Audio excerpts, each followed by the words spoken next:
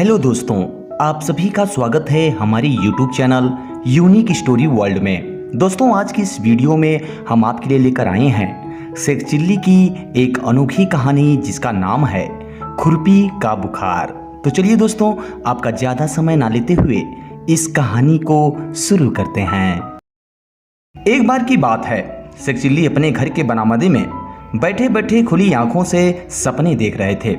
उनके सपनों में एक विशालकाय पतंग उड़ी जा रही और शेख चिल्ली उसके ऊपर सवार थे।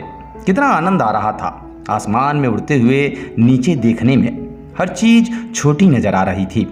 तभी अम्मी की तेज आवाज ने उन्हें ख्यालों की दुनिया से बाहर निकाल दिया। शेख चिल्ली, कहाँ हो तुम? आया अम्मी ख्यालों की दुनिया से निकलकर शेख चिल्ली घर के आंगन में पहुंचे। मैं सलमा आपा के घर जा रही हूँ, उनकी बेटी की शादी की तैयारी कराने। शाम में आऊंगी और आऊंगी तो तुम्हारे लिए मिठाइयाँ भी लेकर आऊंगी। तब तक तुम खुरपी लेकर जंगल से पड़ोसी की गाय के लिए घास काट लेना, कुछ पैसे मिल जाएंगे।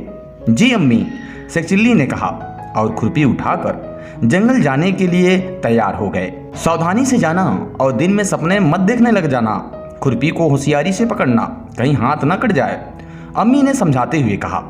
आप बिल्कुल चिंता ना करें, मैं पूरी सावधानी रखूंगा, शेख ने अपनी अम्मी को दिलासा दिया।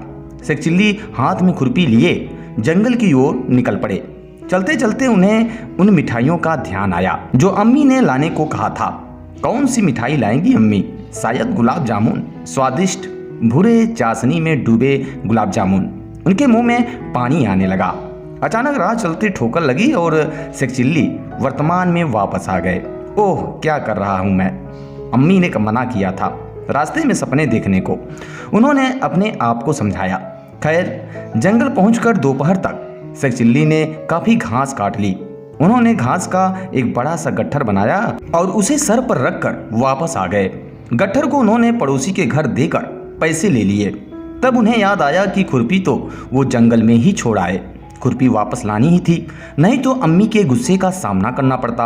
अतः शेख चिल्ली दौड़ते हुए वापस जंगल पहुंचे। खुरपी वहीं पड़ी हुई थी जहां उन्होंने छोड़ी थी। शेख चिल्ली ने जैसे ही खुरपी को छुआ, उन्हें झटका सा लगा और खुरपी हाथ से छूट गई। धूप में पड़े पड़े खुरपी का लोहा खूब गर्म हो गया था। वे खुरपी को उलट पुलट कर देख रहे थे और समझने की कोशिश कर रहे थे कि आखिर खुरपी इतनी गर्म कैसे हुई। वे अभी खुरपी का निरीक्षण ही कर रहे थे कि तभी उनके पड़ोस में रहने वाला जुम्मन उधर से गुजरा।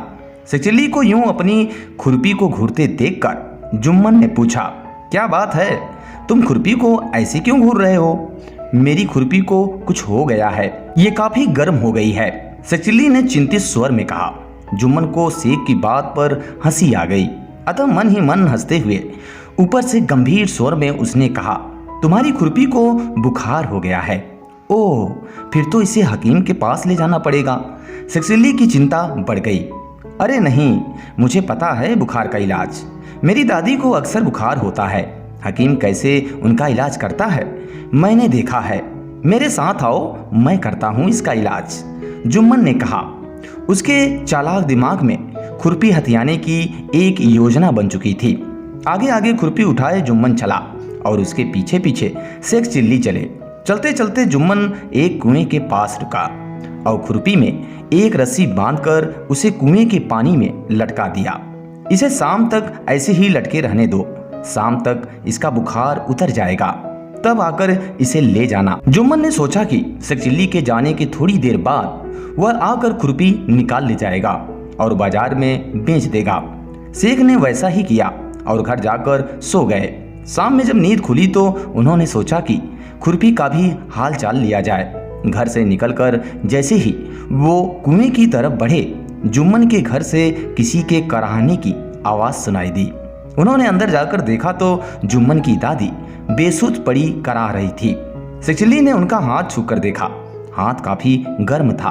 उन्होंने सोचा, जुम्मन की दादी को बुखार है। जुम्मन ने दिन में मेरी मदद की, मुझे भी उसकी मदद करनी चाहिए।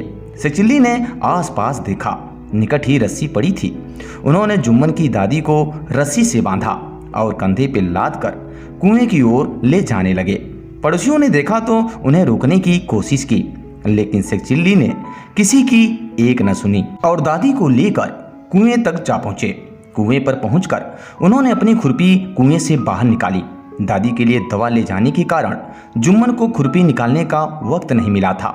इधर सेकचिल्ली ने खुरपी को निकालकर एक तरफ रखा और जुम्मन की दादी को कुएं में लटकाने की तैयारी करने लगा। दूसरी ओर जब जुम्मन और उसके अब्बा हकीम से दादी के लिए दवा लेकर लौटे तो पड़ोसियों ने बताया कि सेकचिल्ली रस्सियों में बांधकर दादी को कुएं की ओर ले गया है।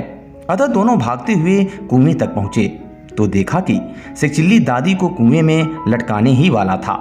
अरे बेवकूफ, ये क्या कर रहा है? जुम्मन के अब्बा ने चिल्लाकर कहा। ओह, आ गए आप, मैं दादी के बुखार का इलाज कर रहा था। सेकचिल्ली ने बड़े प्यार से उत्तर दिया। ऐसे कहीं बुखार का इलाज होता है? किस बेवकूफ ने बताया तुझे? जुम्मन के अब्बा ने अपनी माँ की रस्सियों को खोलते हुए पूछा। मुझे तो जुम्मन ने ही बताया था, सेकचिल्ली ने जुम्मन की ओर इशारा करते हुए कहा। जुम्मन के अब्बा ने घूर कर जुम्मन की ओर देखा। जुम्मन सर झुकाए खड़ा था। उन्होंने डंडा उठाया और जुम्मन की ओर लपके। अब जुम्मन आगे आगे और उसके अब्बा पीछे पीछे। हैरान सेकचिल्ली अपनी खुरपी के साथ घर वापस लौट आए, जहां अम्मी गुलाब जामुन के साथ उनका इंतजार कर रही थी। तो दोस्तों, इस वीडियो में बस इतना ही। उम्मीद करते हैं ये सेकचिल्ली की कहानी आपको पसंद आई होगी। अगर दोस्तों कहानी पसंद आई हो तो इसे लाइक करें और चैनल पे पहली बार विजिट कर रहे हैं तो सब्सक्राइब जरूर कर लें। वीडियो पूरा वॉच करने के लिए आप सभी का बहुत बहुत धन्यवाद।